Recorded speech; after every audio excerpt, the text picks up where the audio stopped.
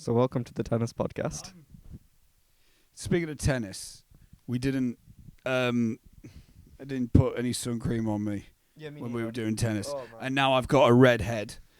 Oh, And I later on in the day I had definitely had some sort of heat stroke because I immediately had the worst fucking headache. And then I woke up yesterday and I still had a pretty bad headache. my partner keeps coming home and keeps going, "Why are you always red?"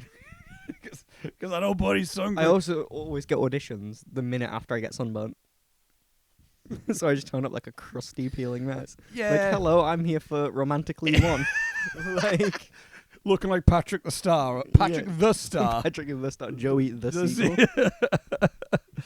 No, I've just been like lathering my head with After Sun and not the film starring Paul Mescal. Is that why it's called that? I think it might be just because I was like, It's kind of cute. will you put Because it's a After holiday, Sun? yeah. To heal And a what- wound. And Yeah. she's, damn. Yeah. We That's got a- degrees. You've got a master's. You're so And I'm going and it took, what film came out 2022. four years Yeah. ago? Just like, oh yeah, maybe that's why it's called After Sun. Duh. Fucking idiots. I've also got popcorn. Oh, hell yeah. Sweet and salty. That's what they Yeah. call me and you. Well, because Who's who? Tag yourself. You're sweet. You've upset less people. well, I prefer salted. I prefer sweet. So Oh. take some. ASMR. It's there for it. But yeah, no, I don't know. I went to Morrison's to pick up some rolls, and I saw this. I thought like, well, this is gonna We be. were at Morrison's at the same time. I don't know. I was at Morrison's like 8. Yeah, me too. No, not at 8. Like maybe 9. Yeah, probably about the same. Maybe 10. I don't know. My partner of undisclosed gender sent me to go get oat milk at like 7, and I apparently wandered around Morrison's for 2 hours looking for this oat milk by the time I got home. It's one of those things where I looked at the clock on my phone and was like, no way. It's not this. But I wasn't fully awake, so maybe. God's sake. Welcome to the RNQ Conversations, everyone. Episode 1. I'm Oscar W. Fitchett. I'm being joined by Joseph Casling for this one. I was going to do a bit like, I'm Oscar M. Fitchett. I'm I'm evil. What would you like describe yourself as? Like, for me, like, if I had like introduced myself with like, like a subheader kind of thing, it would be like Oscar W. Fitchett, writer director. I used to say filmmaker in there, but I'm trying to like branch out to just be writer director, not just with film. Yeah. Although I think I'm professionally a filmmaker. I'm a freelance filmmaker by profession, technically, because I do North Wrestling and I. Yeah, man, that's Working hard. there. But like for me, if I had to like categorize myself in terms of like my actual like banner, it would be writer director. What's your like shtick? Joseph Casling, lover, dreamer, sometimes fighter. Sometimes fighter. Sometimes fighter. Probably actor, clown, theatre maker. Yeah, That's what my tag is on my actor, clown, theatre maker. in that yeah. order. Actually, Yeah. no, probably clown, actor, theatre maker these days. Did you find yourself wanting to be like an actor first? Like, did you find clowning through acting and find theatre making through act? Like, you wanted to do acting, so you fell into doing that. Weirdly, I was the theatre maker first. Oh right, Then I think I actor, remember you then telling me clown. this. Yeah. Yeah, so I started out in, I guess what you'd describe as like rep theatre. Now with my dad, and basically it was like once a month we would get like, if we weren't doing one of his plays, but we would get like a play sent to us and we'd be asked to put it on, and a lot of it was just me watching my dad go, how the fuck are we gonna put this in? Fuck's sake, fuck. And I throwing out ideas, he'd be like, this is why I like you. So This is why I keep you around. yeah, and we get to, and like I wasn't always necessarily an actor. I was sometimes a technician. I was sometimes like on book because I was like 8. So like, yeah. My ability was I can press a space button, bring the lights up and down, and play the music, and like in the most basic sense. Like, I'd argue that's the bare minimum that you need to know to be a techie. yeah. You can get by with a show just by knowing that. At But least. it was like a lot of the shows were like, we have lights up, lights down in music, and that is Yeah, it. Which is yeah. why I have so much respect for technicians Yes. like that have worked with us on shows. Yes. Because they are wizards. Yes. And like, I Yes. can't do it. Especially when you throw up like conked out to them. It's like, hey, can you just like do this? And thinking like, yeah, sure, whatever. It's like, yeah, you're actually also like, even though this is a solo show, you are technically also the second lead in this. Yeah. I think there's actually more cues than I have movements in the show. There is some moments where you're just stood looking out to the crowd, just kind of like going, oh, while the techie has to do all the There was like, what, there's been like 5 technicians on Conked Out over the years. I've worked with something like 2. Yeah. So yeah, it says, yeah. And there was one who, bless them, just turned around and said to me, I was like, can you add a cue? And they're like, you know this is going to be like the 700th cue in the show. I was like, yes, please, can you add it? And like, it's better be good. I was like, it's just a fart noise. And like, I genuinely thought they were going to throw the laptop at me. One of my favourite bits is, like, I think I can say it, when Hannah was like looking through the queue. It's before she had to like drop out of doing it the second time, where, you know, when she was opening the queue lab again, and she just looked at it. You sent me the video that she sent you. Goes like, why do we need like 500 cubes or something like? It was something like it might not be 500. But it was. And why are 300 of them honks? It's like, and she went, it's a 40-minute show. I've worked on 3-hour shows with 10 cues. I genuinely went to see the project that she went to. Yeah, the Long Jay's Journey into Night. Long Day's Journey into Night. Yeah, by Elysium, and it was like a 3-hour show with like 10 cues. And I was like, wow, she's so right. She's so right. She's so and right. It was a fantastic show as well. Yeah. So how long? This is my test for you. How long have we known each other, Joe? Right. So I always say 2019, but apparently it's 2020. Yeah.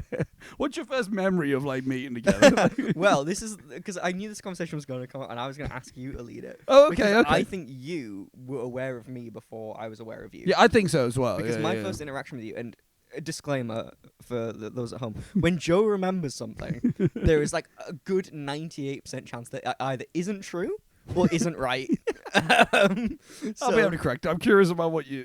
Yeah. My first interaction of you, or like memory of actually speaking to you, Yeah. was, I think I was with my ex-partner at the time, because she'd come up for like the weekend. Okay. 'cause I was at uni and she was still at home. Yeah. And we were heading to Spoons, and you just tapped me on the shoulder and went, by the way, you're in my script on Monday. Yeah, it's not quite. Yeah, you're not. Something along those It's lines. not quite that way. Yeah, the first time we interact, because we went to university together, we went to the Northern School of Art. Started in 2019, so with the 2022 class of 2022. You did acting. Yes. I did film. And the I was gonna. There was a little bit of shade to the uni I was going to throw there, which I shouldn't. But it's like at the time they really promoted a collaboration between courses. Hey, I'm still an employee. Don't throw me in this. But like at the time it was even quite strict in the sense of like we were only allowed once it got to our final major project, we were only allowed to cast. They were very pressured on us to like only cast actors in our year, and we could also go to the masters if we wanted to. We weren't even allowed to get actors in the other years because they really wanted to promote the fact like, no, you lot have been. This is your cohort. Yeah, so do that, figure that out. Whereas like after that, they were quite open in the sense of like working like you can cast the second and first years if you want to, which I think is a cool thing because you know a first year could be like, oh sick, I get like an FMP like role, which I think is cool. Anyway, but for our first year project in the film course, one of the first modules was script writing module. So we had like write a script, and that was a module, and then after Christmas, we pitched that script to hopefully get greenlit and made into a film for our first proper film in first year. My film got chosen, the script, which was the original incarnation of The Muse. And in that realm, and so like four films got picked, and 4 theatre plays got picked, which what a fucking... Like what a COVID killed that. It is what happened with that. But before that, we during the script writing module, there was a point where we had to write like it was just a page. I think it was like we only outright a page It of our was like script a so far. treatment and a page or something like that. Yes, it was, yes. And then we sent the page off to the acting lot. We didn't fucking know yous at this, but we hadn't had like the most we would have known yous if, you know, we crossed paths in freshers or whatever, and I wasn't drinking at that point, so I wasn't necessarily like partying I basically or whatever. hid in my room and Yeah. played Mario Kart. Like, I didn't really do much. Yeah, so like we did, yeah. So there was at this point there was no reason for us to actually cross paths like properly, and then what ended up happening was like, okay, a page got sent off to the actors, the lecturers, I assume, cast yous in whatever, like. No, from Or did you memory. just pick a No, page? Or? So it was kind of a thing of like, there was just scripts on a table. Oh, okay. And you went and grabbed one and did it that way. Okay, yeah. From memory, although I do remember there being like my name and the number 4 next to it, and I had to go pick up script 4. Yeah. But then I think there was a few that you could just Go for it, go for, yeah. Now, for my one, you didn't read for you No. didn't perform this. It was because we got a list as well, which did us fucking no. I mean, if you knew the actors, yeah, sure. But for me, it didn't mean like sure, whatever. Like we got emailed a list of like these people are going to be performing this. I'm like, all right. I remember like the list originally. It was like Andrew and Claire for the Muse, and Andrew I don't think was there that day. So then Fletch stepped in. So it was Fletch and Claire. So in theory. We could have had the Muse with Fletch. So in theory, Fletch is the very first actor that isn't one of us. Like, Fletch and Claire are the very first performers to read my script. Fair, 2 very good actors. No, I do like them a lot, and obviously I've worked with Fletch again. since, and Would have loved but to Claire, work but more- Claire's more- really more- good. Yeah. But Claire was very good as well. And then I'm just gonna make sure the rain's not pissing through. It's very atmospheric. I like it. I'm gonna have some more popcorn. I'm gonna shut it, but it's very. I'm gonna open the blinds a bit as well.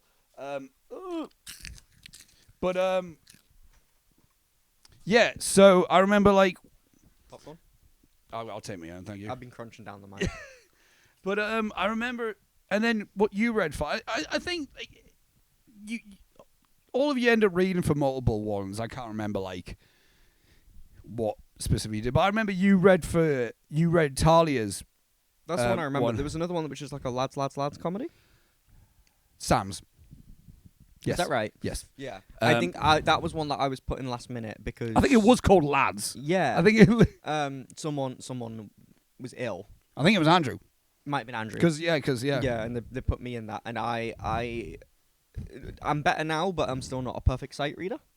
So I was like trying to figure out what it was saying while acting, and it was a bit of a mess. So I had to go train my sight reading over the Oh, years. yeah. So what I used to do is at the uni there used to be a pile of newspapers. All right. Called The Stage, which were like theatre ones. Oh yes. And I used to pick them up every morning, and I used to just read the front page out loud as I went and try to put some kind of like presenter tone Yes. to it. So I got better at that. It's something I need to be honest, probably keep doing. I mean, that's a skill. That's a skill like trade and stuff, isn't it? Yeah, It's but a- I remember at the time I really wanted to do like some form of like kids TV. So like teleprompters were probably like really important. yeah. You know, so yeah. Yeah. But I remember, like, so you read, like, Talia's script, like, that piece. And that was, like, a solo piece, and it was quite, you know, it was Shakespearean written. This was Father. Was it solo? I remember there being another actor. Not for that stage reading. Oh, was there another actor later? Yeah, it was for the actual, like, piece. It was, like, you and Gary, I believe. It was. Yes, that's what I was remembering. Yeah, no, but for, like, just the reading through for the one-page script, it was just you and you read it. And I remember thinking, I remember being impressed by the script as well, because it was, you know, it was very articulate. It was very written in a very like Shakespearean, articulate way that didn't feel forced or anything. And I think Talia is actually quite a talented writer in that way as well. She's back. She's back. She's back. She's returned. And then that was my first time actually properly seeing. That was my first time seeing all of yous, really. Like I hadn't even like encountered any yous because you were in another building as well. So it's not like we were past each other. Talia, weirdly, who was also Maya in the music at one point. Very yes, briefly. yeah, very briefly, very brief. No, she was going to be. Yeah. And then I had to be. That's lost media. That's I've got it. No, it's staying lost media. But then you read it, and then afterwards, and then actors left, and then Hutch lecturer for us, who was overseeing that module, gave us all feedback, and he went through and he praised the Muse.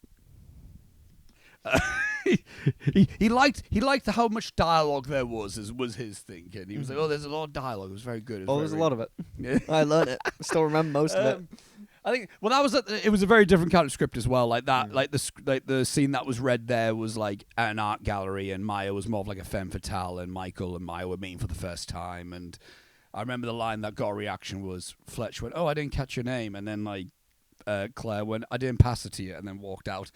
I was like, that's a good line on my end. I might keep that at some point for another thing. But like I remember, but then one thing's Hutch was like, he praised Talia's script, and he went, and he was really good. He was excellent. And then so I kind of like backlogged that in my head where I was like, all right, well, Hutch really likes this guy, so maybe I can. I hate him, but so maybe. Well, I thought you were very good in that role as well, but I was like, okay, I'll backlog that. And he throughout the entire 3 years, he never stopped buzzing about you as well. You were a big Hutch favorite, but also like once it came to like the auditioning for these, like once all the scripts got greenlit, it was such a weird, like from all our points of view, it's so strange because none of us all the film lot hadn't had experience with auditions, like auditioning people. And I mean, you lot probably, depending on your experience, you'll have experience on getting auditions. I'm sure you probably had audition experience. I by that auditioned point. getting into the school and stuff like that. Yeah, and exactly. Well, Yeah, multiple schools at that point, because at this point I've been kicked out of a very well respected drama school. So like keep that in mind. It's like, so then again, it's a similar situation where like you lot get given scripts. You're not necessarily auditioning for that role. It's like we could pick you for a different film if we wanted to, but you get given scripts. So again, it's another situation where like I can't remember who the fuck I genuinely can't remember who. I think Andrew and Claire were given the Muse script. I think that happened. And it might have been Connor and Rhiannon that also read. Connor and Rhiannon. Yeah. Because full disclosure, I don't remember anything about being in the room. Yeah, I think I remember clocking you at one point and like making eye probably because you were just performing. And then it's like, but you read for it was Nicole's film, My Sodas. My Sodas, yeah. And I remember that. As in like the leader. Yeah. I don't remember really much. I remember what the room looked like where everyone was sat, but I don't remember any performance happening. Yeah. But I remember being out in the cafe area learning the script, and so I could like kind of look up and. Was it you in India? I can't remember. No, it was me and Eve. Right. I believe. Okay. But yeah, I remember speaking to Connor and Rhiannon and them saying you should read the Muse because like it's a role made for you. And I went, when I've learnt this one, give me. I might, and I never read it. You never read it. Well, you didn't need to, and then obviously, the point being is like once all that happened, then we all discuss between the 4 directors, being like, oh well, who do you want? If I remember rightly, I read for a dad. Maybe? I think I read for a dad when, I mean, if you've got the editing capability, flash up a photo of me at 19. Like, I look about 12.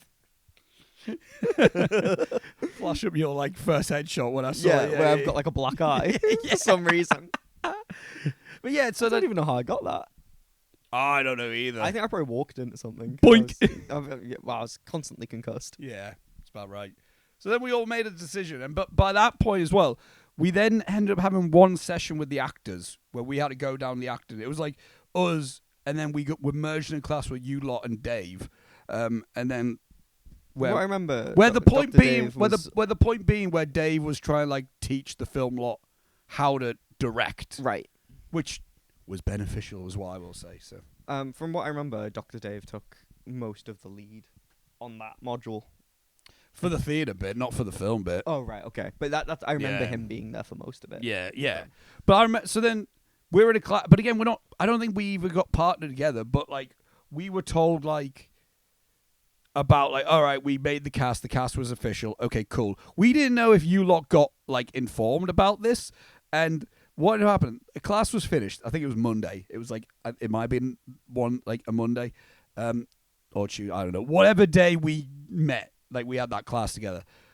Class had finished. We're walking out. You're in front of me. You're about to put your headphones on. I tap you on your shoulder, go, "Oh, Joe, isn't it?" You went, "Yeah." I went, "Oh, Oscar, you're going to be in my film, by the way." And we shook hands, and that was the actual first meeting of it. And then, Right. The next thing I remember, and then my that- first meeting of Elle, because I cast Elle in it, was like proper actual talking meeting. Was at a Titan house party where she was, and I'm talking to her Let me guess, in she was the in like I'm- some sort of cow print I and did- like I'm- trying to launch herself downstairs. No, we were talking like we were in the doorway of like someone's flat.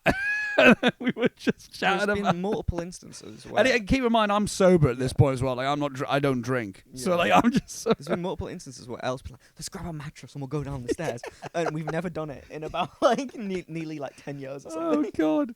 But yeah, so that was the first actual encounter with us, and then like from then on, it was like we had a production meeting with you, Elle, me, and Talia to just talk Yep. things through, and yeah, Again, I don't remember a whole lot, but again, it was just Muse. Then we massive- just like worked on massively Muse. concussed. Well, like we worked on Muse, and Muse was going well, and then COVID happened. Literally, Yeah. is what happened. And then we had like stop that. But my next memory of the Muse was sitting in my unfurnished university flat because I never decorated it. Is this in Crowns? Yeah, Yeah. never decorated it in the time I was there, and never got the chance to. I've still got it in my current flat. It's just like a statue of an owl that's been battered so much it doesn't look like an owl. It's the only thing I had because my housemates bought it for me, so I had something in my room. Right. Okay. With literally it's not called a Casio TV, like a VCR TV okay. with like an attachment for a DVD player. Right. Watching Remember Me, Call Me by Your Name, and Beautiful Boy. Yeah, I didn't. Right. Because You gave me Call Me by Your Name. Yeah, I gave you call me. I gave you call me by your name. Talia gave you Remember Me and Beautiful Boy. Beautiful Boy. Why did she give you Remember Me? What I was don't the know. I relevance think she of just that? went. Have you ever seen this? I think that might have been it. So I was like, what does that have to do with anything And with I hadn't, father? and it really got me. I didn't know what was coming. I haven't seen the film, but all I know about that film is the ending of like, and then 9/11. The first thing was because I just remember them writing September. Oh, it's my birthday, and then it happened. It's like, oh, Hey, this is my birthday. What's gonna happen? pretty much. Yeah, no. Yeah, I've seen the clip, but yeah. So that was and the rest they say is history from there on. Pretty much is kind of what happened Well, I mean, with us. it was a good stint of COVID in there. It was a good stint. of It COVID. was a good stint of COVID. I'm surprised. Like, not that I'm upset that it happened. I'm really glad that we kept in touch over COVID because we didn't really know each other. No, we did. We were sound during the Muse, but we didn't hang out. You know what I mean? It wasn't No. like it wasn't. But again, even like thinking about the clips of when we improv the yeah, yeah. like that is a unnaturally quick friendship formed. That's That's so, like 2 weeks of knowing each so, other. So also for context about what we're talking about here, Put a clip in. I'm not gonna put a clip in. So Odds on you put a clip in. So when Odds on you like, put a clip in. it won't be because I don't know how I want to edit this. It would just be Odds like, on you put a clip in. I'll need to find it. 1 to 10. Odds on you put a clip in. 2. No. 2 one- out of 10. No, you gotta do it on 3. No, what do you mean? We go 1, 2, 3, and we both say a number, and then if we sorry. say the same number, you do it. Oh, I didn't know that. Okay, Scratch so- that then. Okay, Okay. right. Odds on 1 to 10. 3, 2, 1, 7. 4. Okay. That's really anticlimactic because if I got 4, it would have been in there. God damn it. So COVID's happening. We're in the midst of also this is very like early on in COVID in the sense like no one knows what the fuck's going on here, like in terms of like the severity or like actually what's Is it happening. worth talking about the day the school got shut down? Because that was very surreal. Well, yeah, this will lead into it kind of thing. So we were, but like I don't know, it's like a week before everything's shutting down maybe. I was so oblivious I didn't know what COVID was. COVID, there's a panic of COVID. Elle leaves. Like we're 1 week in the film proper. We've got multiple like test footage as well. Elle leaving was my first indication that there was a thing called COVID. Oh really? Yeah, You I was like, divvy. Because I wasn't watching it. Like, I was going home, playing World of Warcraft or Mario Kart, sleeping, going out with my mates, and that was it. So I hadn't turned on the TV or looked at my phone like news in a week. So Elle leaves Hartlepool to go back to Bridlington because Elle's also asthmatic, so like the panic there being like if she had it she could die kind of or whatever. She leaves. on the day that we're like, we've got to shoot today, and then I'm like, shit, and then we're in a production meeting with Hutch, and Hutch is going like, you've got someone who has acted before in your crew who could take over if needs Who? be. And everyone turns and looks at Talia. No, literally what was happening. Talia's producer on the project, so she's doing the minutes as well. So she's doing it. So Hutch is going like, you've got someone on your crew who knows how to act, and she's so oblivious, she doesn't realise we're talking about her. was literally the sentence right there. So then there was a chance, okay, Talia's going to have to like take over and be Maya in the Muse. Because they were like, you're going to have to get a film done. You're going to have to like do something. Okay, cool. I guess it's Talia. And then and then like it got to a point where like the easiest way we're gonna have to do this is we're just gonna have to do like as a wanna, but we're gonna need someone who knows the script front to back. Talia doesn't know the script front to back. It's like, who does? It's like, fuck. Well, it's me, isn't it? I guess I'm getting the blonde wig out. It's like, fuck, it's me. I've written it. So then it became like, oh damn, we made the Muse gay. I was okay with it. And then we did it. But then it's like, I think we tried doing a proper take, and we did do a proper take. But then we made my favourite version of the film that currently exists. But then it just became... Then, like... So I think, like, Talia and, like, Robbie or, like, a few of them had, like, Scott maybe. Like, we all ended up having ideas. Like, what if we make it like The Office? Where it's, like, kind of, like, mockumentary-esque kind of thing. And then, so we did, like, the run with the Muse... And then we did, like, interview segments right after that. And we improv'd a whole interview bit of, like, I'm getting interviewed. I'm like, well, I didn't expect that to happen. And then you burst through the door. Try and knock you out. Again, not discussed, but we both rolled with it. I went like, I don't know what's up with him. And then you slammed the door. And then you go like, yeah, I've got a fucking stick now as well. What are you going to do about it? And then I found it. And then we end up, like, pushing each other. Scott walks in trying to break it up. My question about that is, where did the boom go in all of that? Because it just disappeared. Well, Scott was boom up, I think. Yeah, but he comes in. Like, the boom's not there. He does come in with it. I think you trip over an easel and you go, what's an easel doing here? And I went, it's a fucking art studio, mate. Why do you think there's one? Such a stupid bit. So, yeah. But again, amazing how that happened before we formed actually any friendship. Yeah. I also have a Polaroid of that take, and it's Scott doing his job, looking very, very professional. Talia looking stressed out at a script. Me and you being goobers in the background. And then it's just Robbie with like lipstick. Yes, and he's like a Joker smile. And I have no idea how that happened. I think Jack put it on him, and right. Robbie just took it. There's also like two crew members who are just like comatose in the background. Reese, probably. Yeah, it's probably just with stress, just passed out. Me and you just having a great time at the end of the world.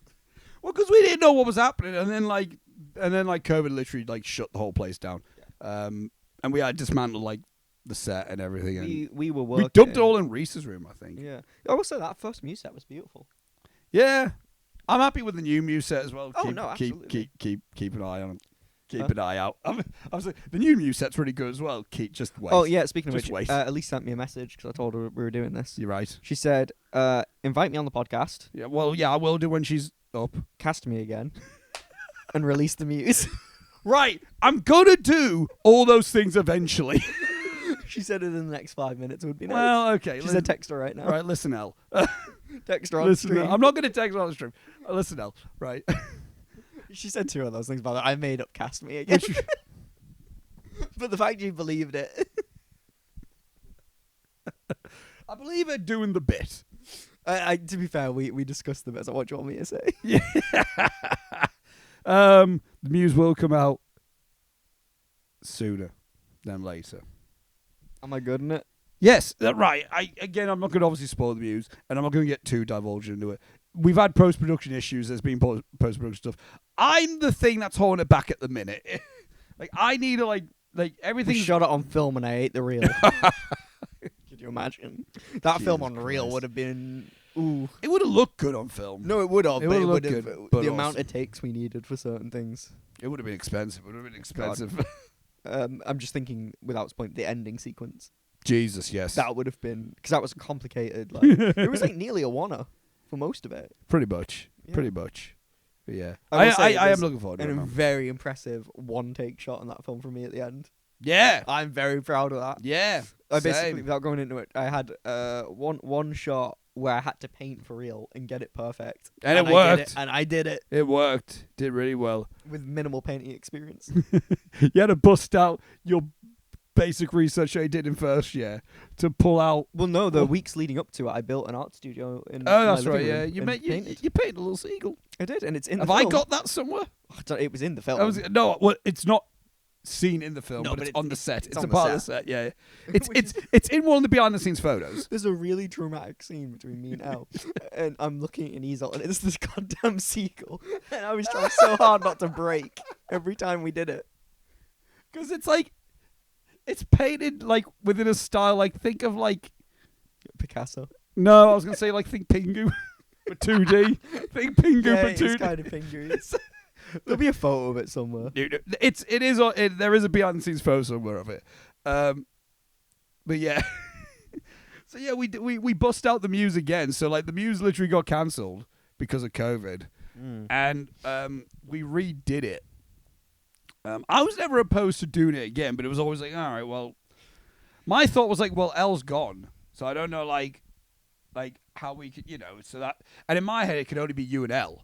So I'm like, well, I can't it would feel weird. The story about how me and Elle bullied you into doing the Muse again was we were on a night out and Elle went, I'm going to the toilet. Joe, come with me. And we went upstairs to the corridor where the toilets are and went, we need to get Oscar to do the music. So we came back downstairs and we were like, Oscar, no. What drink do you want? No, what ended up happening with that night, because Elle was back up in Hartlepool just visiting on a Monday, by the way. Predetermined. And then you made a joke. You made a comment. It evidently wasn't a joke. You made a comment going, "Oh, do the Muse," and then I think I went like, "Yeah, right." And I went, I think I went, "That's dead." I think that's what I did. And then Elle just shook her head. I went, "See, even Elle thinks it's dead." And she went, "No, I'm shaking my head of you saying that it's dead."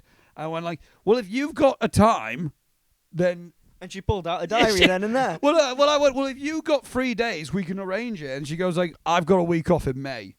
I went like, well, we could do it then.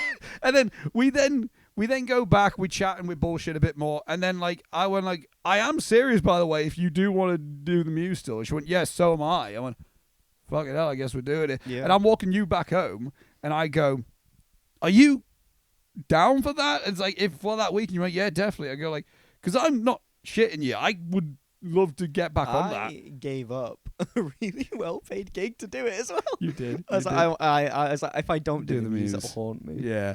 Well, yeah. And then I drop you off. It's like I just took the long way back, and then I'm on my way back home. And as soon as that happens, I message Reese and Robbie, going like, "No bit, Muse. We're doing the Muse. Are you good for that?" So then, and then we did it. I love the shooting of that, man. In hindsight, I think we overcrewed it. The room was very full of points. I think, but I think we overcrewed it, and for what we were doing, and I think with my knowledge at the time of film roles, I feel like I could have delegated more people to do different things. Do you know what I mean? We also had a lot of people just disappear from that shoot for different reasons. Like someone got injured. Yeah. Through no fault of our own. No, yeah. But, so it was quite good that we had a lot of people. Is what I mean. Angus couldn't make it for that week because he was production designer because of the end sequence. No, just the whole week. Like, okay. He collected the stuff for props and stuff. Oh, I didn't. I don't think I knew that. Yeah, no, he collected all like the stuff. That's why there's like some like Kate's portraits. I think there's some stuff from like Maisie and stuff because and mine. Yeah, yes, and yours. And some of mine from Old School Muse, from and Talia technically as well. Talia did the original. Was Talia? She wasn't involved in the new one. I was gonna say she was there though. No, not in the new one. It was in like she was in around the uni. Yeah, but that was like when for the Muse. Yeah, that was like when you lot were like still in your MA FMPs. Yeah, we were brain soup. Yeah. And Kyle, who was first AD, could only come to some bits. Curtis had to leave the last day, I think, because he was working. I think there was multiple people that went in and out for it. We also like gave ourselves 5 days for that shoot, which was well over what we. Yeah. You know what? It was that nice was the most though. comfortable shoe. Yeah, no, yeah, it was. But it was. I mean, I remember looking at Carl at one point. I'm like, how good are we with time? Like, we're like 2 hours ahead of time, Oscar. I'm like, okay, she's sick, man.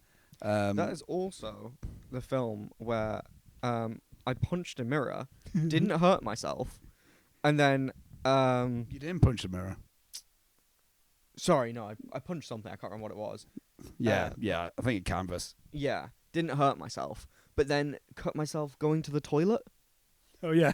And I don't know how it happened to this day. I just came out of the toilet and my arm was like streaming with blood. Yeah, I know. So that was a fun start to the day. But you remember what we did after COVID? In terms of working? Was it You're It? It was You're It. I was like, what comes after the Muse? Yeah, no, it's either All Right or You're It. It was You're It. It was You're It. You're It was the yes, first thing. because that's the second time I've worked with Robbie. Yeah. Yeah. That was the first time I worked with Connor as well. Yeah, yeah. Technically the first, and it's technically the first film. You've only worked with Connor like 4 times overall. I've worked with Connor just about as much as you, I think. I think we did the math here. I think we're like pretty like does this count? Am I one ahead no, now? no, okay. no. In terms of a film, so we got You're It. I should like just look at my letterbox. I was just get up the IMDb. I was gonna say. No, I'll get up the YouTube. So there's You're It. Oh no, that won't be able to show up. Hang on. I'll get it. Joseph, not No Depp. Joseph Casling. There he is. My headshot's gone. It is, because you have to pay for that. So, You're It. All Right. 2022. Love Bethany. Memories. Frame by Frame. Thunder. Hang on. You count. Oh, right. So You're It. All Right. 2022. Love Bethany. Memories. Frame by Frame. Hysteria. And the most recent one. I was in Hysteria. Yeah, and the most recent one was Out of the Blue. The recent end of But film. then add 2 muses on. Well, no, just one Muse. No, because that didn't come out. Fine, add The Muse one is coming out. 1 muse and 1 conked out. I was only counting films. Conked out was filmed? Yeah, technically. Right, so we got 9. We'll say 9. Okay. And then Connor, Mr. Dorian, RNQ Projects is... He's also lost his headshot. Did he have one? He did. As an actor. So You're It. 2023. Memories. Alone with You. Frame by Frame. 2024. Hysteria. And Connor in it? Oh, I know. and I See Him, if we count that. So I win. But you're pretty equal. Take that, Dorian. The only one, but it was only it's only been You're It and Memories are the only 2 that you've worked. Oh, Hysteria, you've been together, and Frame by Frame, but that was a you directed. I thing. remember Connor coming straight from work for Hysteria, doing like 3 lines and then leaving.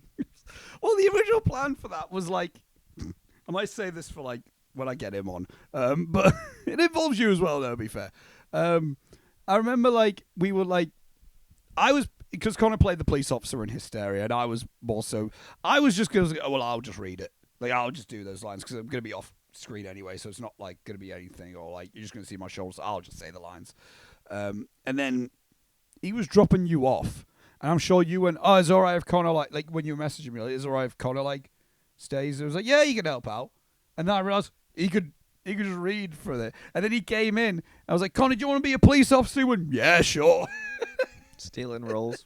And it was like, and then he went back to get somebody. Went, I've got like a police vest as well from awful, I think, didn't it? So we only showed like the side of it. Well, no, we were only going to show the side of it anyway. Oh right, okay. He got it anyway because he had it for a moving still. Was it at that point? Wow. Yeah. Wow, we made a lot of films together when I was on the Masters. This was late 2023. No, you would have just left. Jess was still on the Masters at this point. I think you just finished. This was Right, October yeah. 2023. So he would have just had it. And I remember, and he had the lines on his phone in a notepad to look like he was like Writing in a little. But yeah, you were. But yeah, so You're It was the next thing after that, after COVID. Maybe the most stressful project I've ever worked on. It's probably my least favorite. But the vibes in terms of like. Yeah, no, it was a very odd one. It was a very like. It was tough. It was mentally like, because not only was it a tough production, there was a lot going on around it. Yeah, and also like it was like the module COVID. it was attached with was a nightmare from my point of view. You lot weren't. We were doing Shakespeare. We were doing our big Shakespeare production. This wasn't a part of a grade. So no, this is for you lot. So this was fun. We'll say fun. We'll say it was for fun. And I don't know why I didn't just change the film entirely. The original film that I pitched, the lecturers weren't in charge of picking it. It was a crowd vote, and everyone liked the idea that I picked, which was just kind of like it was Battle Royale meets tag. Was my original pitch for You're It. And Hutch's complaint about it was like, there's just no substance for it. His thing was like, it's just a bunch of people running around playing Tig. I went like, well, yeah, but it's going to be a fun shot. In my head, it was going to be all stylistic and just daft or whatever. And he went, it needs to have something else to it. I think he was good because obviously I did the Muse and he wanted me to basically do the Muse again. In hindsight, I should have just pitched, we'll finish the Muse. For that film, in hindsight, there's a lot of hype around it. Yeah, so. well, yeah. So, but I was like, moving on, and then I did that, and then I thought of the idea of You're It, like on a walk back and everything, and I wrote a 10-page script for it, and it turned out to be a 5-minute film because so much had to get cut from it. We only had like 4 weeks to like make the film. That's including edit. All the audio got lost. Yeah, it didn't get lost. It got fucked, is what happened. Oh, well, I was being polite about it. Oh yeah, maybe I should have been. No, we were outside through this all. This was like October, November Hailing. time. There was genuinely a hailstorm. And again, as you said, I think the vibes just weren't there. But but one thing I did like working with you and Connor through that. I think it was the most natural on-screen friendship I've ever had to do because he's my friend. Yeah, well, that was my part. Again, this is my. I don't like praise myself a lot. I like to think I'm a good casting director. I like to think that I know who to cast in my films. And that's why you've got me to cast your last 3 films. No, well, you cast alone with you. You did that. You cast frame by frame, but that was your film. No, there was another one I cast. What's the most recent one that we can't talk about? It's always you? Yeah. You didn't cast that one. I cast that one. I asked you, like, who do you think? Oh, right, okay. And then you shot over names, and I was like, maybe. I remember casting alone with you. Yeah, you did cast alone with you, yeah. Which I think worked as well for that. Oh, you should get Ellen on. I would like to get everyone that eventually I would like to get everyone that I've worked with at some point. Talk about stuff. With some people, it's a bit more like... I'm waiting for the Gary episode. And we worked on a lot. Gary and I have worked on a lot. Asking about his ribs on the news. Even pre RNQ, we've worked on a lot. Yeah. We've talked about stuff. There's the final Heel cast, which is available. You can go to the Heel Pictures channel and find that. Where we talked about all the stuff. But pound for pound, Gary's taken some of the biggest bumps on RNQ. Like, genuinely, man has put blood, sweat, and tears into these films.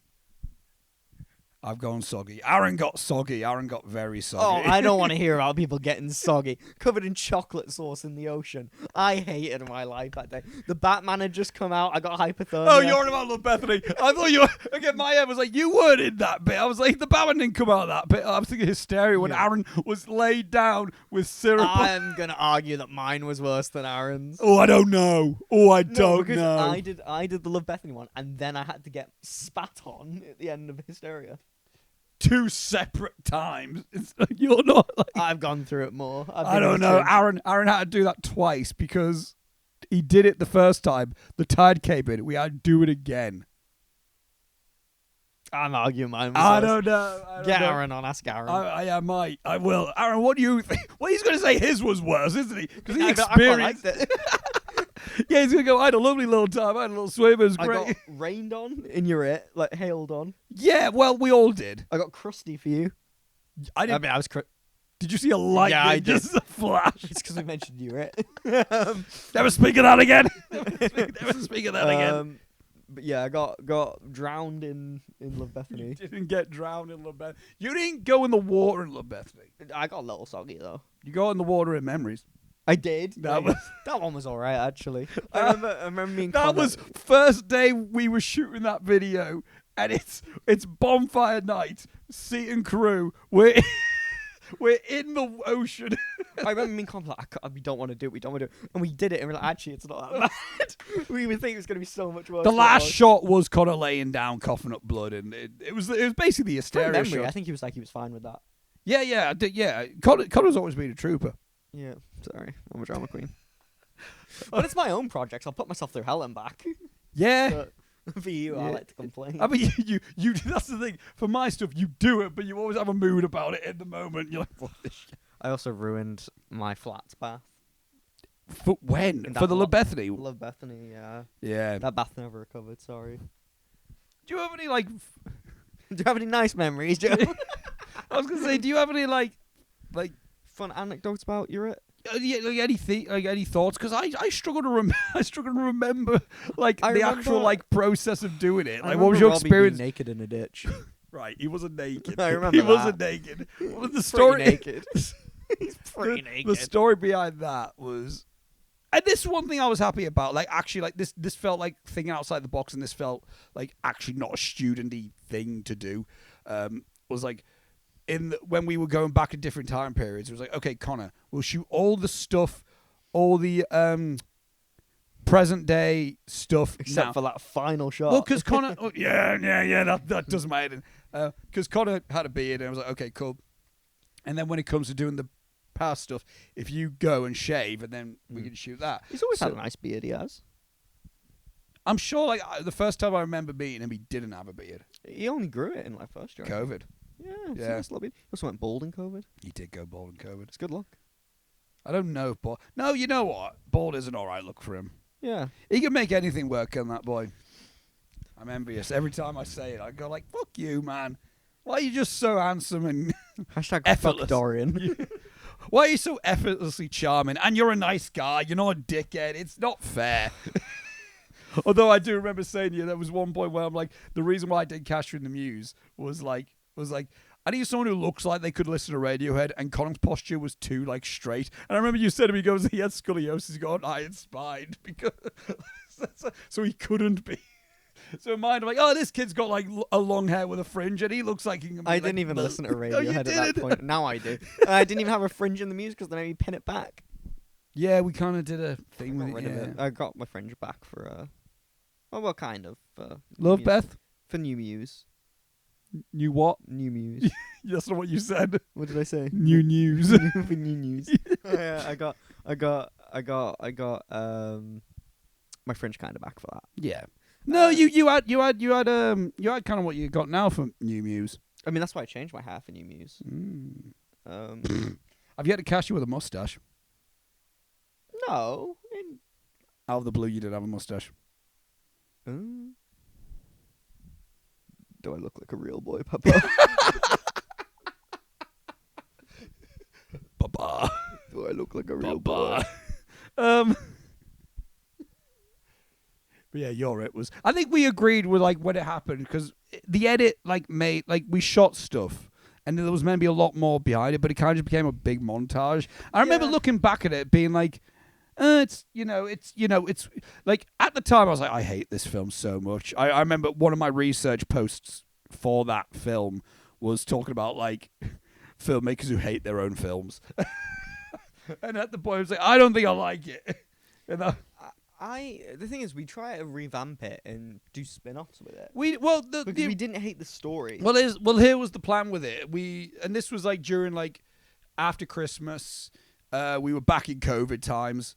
We were back in lockdown, and I said, "You goes, hey, do you want to collaborate on?" I think this is where we kind of grew our bond a bit more because you want to maybe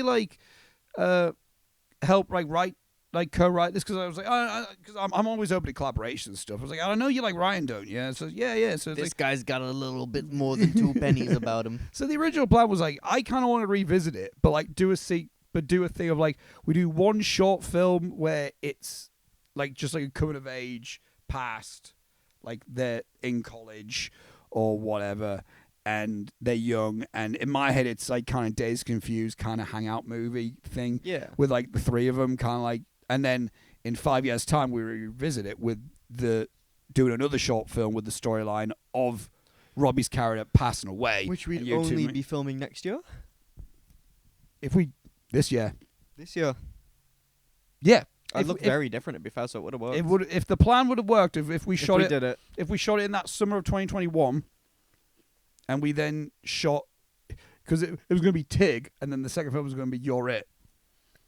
So we would have shot Tig in 2021, before the Bethany, and then You're It this year, which I think would have been fine. We thought we were so clever with that Tig You're It thing, weren't we? We did, but just say it out loud. I'm like, that's a nightmare. So dumb. That's awful. That's awful. And that's growth. But I enjoyed that.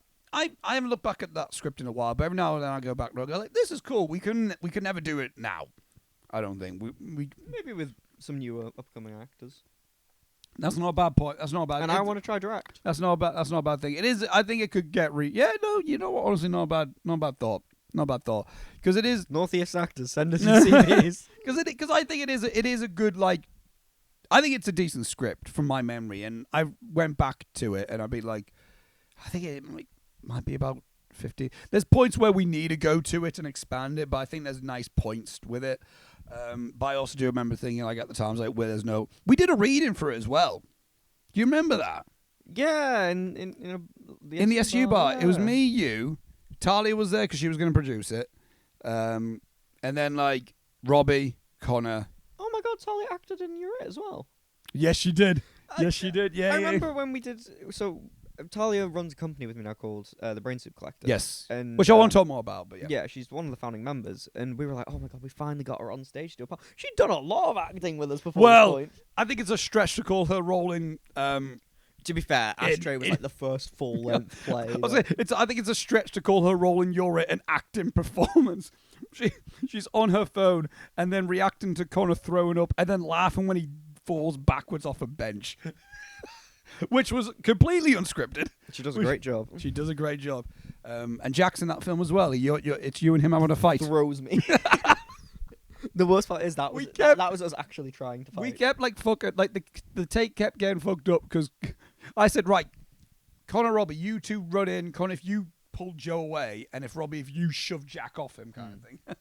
And then Robbie would run in and goes like, leave him alone, man. And then Jack just couldn't take it seriously. Just like, I think we eventually switched it so Robbie took me away and Connor. No, it was still. Okay. It was still. Oh God! But yeah, again, looking back at You're It, I don't hate it. I think there's reasons why it makes the RNQ show reel. Like there's some nice shots in that. That film. final scene of it, without spoiling it, it wasn't my show reel for a very long time because it is quite emotional. The letter. Yeah, it's nice. It's nice. You have a running thing with letters in your films. I do 2, 3, I think, because there's the birthday card in Alone with You. If we count that. Oh, okay. An envelope gets opened. Yeah. Okay. Is that thing? Yeah. I can't remember what it is, but it's like 90% of the Shakespearean comedies are all letters being read. Like, hey, it works. Yeah. Hey, it's a good thing. But yeah, no, but there's that pull focus from the berries to you two walking, to you and Connor walking. There's the poster. There's the sunset shot, which is fucking gorgeous. Beautiful. Which was a fluke, which is we were walking by like, that looks sick, let's get some shots. Can I take credit for that? I think that was me. Was it? I think I went, do you want us sitting on the edge? Because we got the shot with Robbie there earlier, and you went, go on then. We didn't get Robbie there yet. No, that's what I mean. So we did the shot with Robbie. Later. Was it? Yeah, because Connor was still on his beard. Right, yeah. So, yeah, but I think maybe it was Mark to shoot there, and I went, well, we could get like a... Maybe, yeah. I have no idea. Again, that whole fucking thing was such a blur. The music is beautiful as well, especially in the montage bits, I think. Charlie did that bit. Lewis did the end credits. That was that bit. Yeah. And a lot of those shots were reused in Memories. 1. the windmill, the turbine shot was. Yeah. No, actually, there might be more. I think there was a bench shot from Your It that didn't get used in Your It, but I had it in like the rushes. To be fair, the memories present day stuff. Sorry, It's very Your It. It's very Memories is kind of like if you slap Your It and Love Bethany together. Memories is the last film that you did where I had a fringe. Yeah. Yeah. End of twink fringe boy. And then I started putting on weight and grew my hair long. Do you have any like other like films that or like any projects that we've worked on from your point of view that you're proud of? Like or like either you're proud of the actual end result or that you're have any like fondness of like making it together. I have a real fondness for, and this is such a random thing that we did. You did the Rent trailer. Oh yeah. And it's fun as hell, that trailer. I mean, I shot it. I didn't edit it. I shot it and sent the clips to you got Eli. some beautiful shots in there. Yeah. You make me look great, so. Hey, if I'm good for something, it's making you look good. And that's all your career is. I mean, the big one for me is Conked Out. That was really special, I think. Yeah. Do you Um, want to explain Conked Out? yeah, so Conked Out is my award-winning solo show, which explores themes of burnout, loneliness, and like mental health through clowning. And I worked on it with the director Scott Turnbull. It was first your like a part of your solo show module. Yes, it was part of my solo show module. It won a competition at the end of that to receive funding. I used that funding to bring in a director called Scott Turnbull. Shout out Scott. You did. I directed him in Chimera. Yes, Yeah. I couldn't remember the name of the film, but yeah, he was fantastic, but just couldn't make that final rehearsal kind of stretch. And I said to Oscar, I was like, look, you've seen me struggle and work on the show for like 6 years. You know my brain better than anyone. Do you want to just get it done? And we kind of pulled it out of nowhere. Yeah, I mean, I loved it, man. I loved working on it. We did the first bits in Alphabeti, performed it there for this bit, and then did it again in Arc. Oh, and huge shout out to Luke Swainson.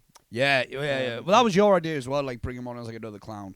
Again, my role with that was because obviously it's your idea and everything. I'm just kind of like there to make sure everything's operating smoothly and give my opinion if it works. Absolutely. Or anything. And shout out to, I mean, it'd take me a while to name them, but all the I mean, techies. Hannah Trafford, who teched the first. Yeah, Hannah bit. Trafford, Hannah Georgia Richardson. Yeah, she teched before I worked. Yeah, Henry.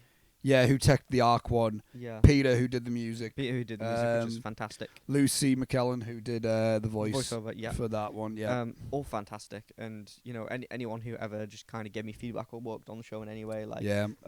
Someone told me, I won't name because I don't know if they're comfortable being named, they're not an actor, they're not a performer or anything like that, but they came to every single R&D and scratch of Conked Out that ever existed. Oh, yeah. And I was like, damn. Yeah. Okay, like, you've really been there since day one. Yeah. I think the thing that, like, because obviously, like, I never knew the full shebang, like, because I didn't see the first performance of it, like, properly, like, in Arc when we were in uni. I didn't see it. You showed me it. It might have been after Love Bethany auditions. I can't remember. There was one point where you showed me it when we were in one of the dojos. Yeah, I just showed you in, like, it was the sound booth room. Yeah. You just showed me it. You just did it. I was like, okay, sick. That's cool. And then obviously I heard about it and everything, but I never got a chance to actually fully see it. So my first time seeing it was working on it. Yeah. And I think like at that point, as much as I thought it went really well, and we did like 3 shows in Alphabet, and I thought it was great. I remember thinking, I think I was like still in my head a little bit of like, is it good? Or like, is it like as good as like people are saying it is? Again, it's like I'm a lot more harsh on my own work in that way. I wasn't as harsh about it with Conked Out, but you know what I mean? Where you're like you're too close to something that you can't see the whole picture. But it wasn't until we did Arc, and I think I was like, okay, we're gonna. And so this is what like a good few months later. So November was Alphabet. Was it May? Was Arc? May was this May this year? Yeah. So we did that, and then I remember like. And then I was like, okay, we're gonna have to like when we did run through and rehearsals of it, I was like, okay, we're gonna have to get our heads back screwed onto this. And then we did the run through, and I went like, oh shit, we did smooth. Yeah, like that's what I realized. Like, oh, we're fine, and 2, we've got a good show. Like it's not good. Like there's nothing to worry about. I think my only worry at that point was like, we're gonna have to get Neve to be tight on this. Yeah. Not that I had any doubt with Neve, but because it's a fucking beast of a show to And we just had, like, jump 2 in. rehearsals. Yeah. Yeah. I was like, oh shit, and then she's like, yeah, I know what. I And was she like, smashed it. and she did. And she did a great job. The one thing that I kind of had with that show is I remember when I won the ARC Award, the performance that it won it for was I was the last on, and I remember being sat backstage in the dark, and I've never really been nervous for performance, Mm-hmm.